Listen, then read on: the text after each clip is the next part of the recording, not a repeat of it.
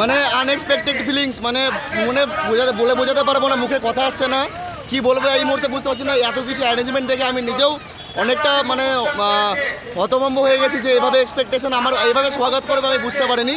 তবে আপনারা খুবই ভালো লাগছে, মানে অনেক প্রাউড ফিল হচ্ছে আজকে যে আজকে ক্রিকেট খেলা আমার সফলতা মানে পেয়েছে, সে সম্পর্কে আমি খুব ভালো মানে আমি সমস্ত কিছু পাবলিক দেখে আমার সাপোর্টার দেখে আমাকে খুব ভালো লাগছে।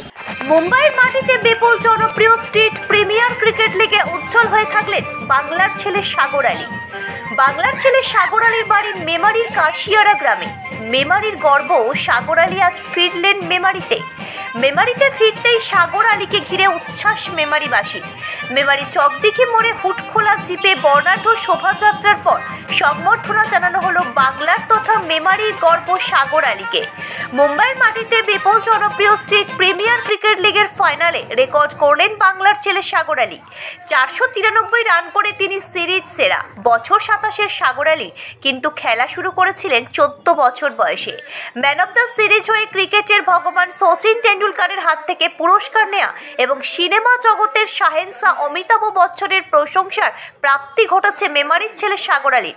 সাংবাদিকদের মুখোমুখি হয়েছিলেন সাগর আলী, কি জানিয়েছেন তিনি? আমার সমস্ত গুড উইশার্স যারা আছে আমার ফ্যামিলি থেকে শুরু করে আমার ফ্যামিলির মেম্বার ছাড়াও যারা যারা এসেছে বাইরে থেকে সবাইকে ডেডিকেট করলাম আমার সমস্ত গুড উইশার্সদের।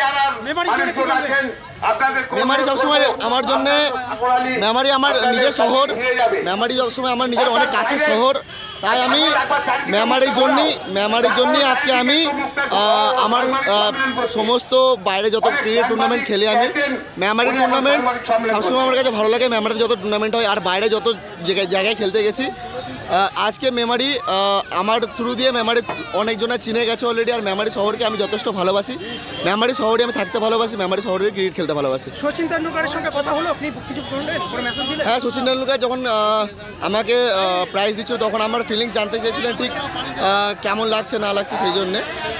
তো আমি ওইটাই এক কথাই বলেছিলাম যে যাদের দিকে ক্রিকেট খেলা শুরু করেছিলাম আজকে তার হাত থেকে প্রাইজ নিচ্ছি, গড অফ ক্রিকেট, তার কাছ থেকে প্রাইজ নিতে পেরে আজকে আমি নিজেকে অনেক ধন্য মনে করছি। অনেক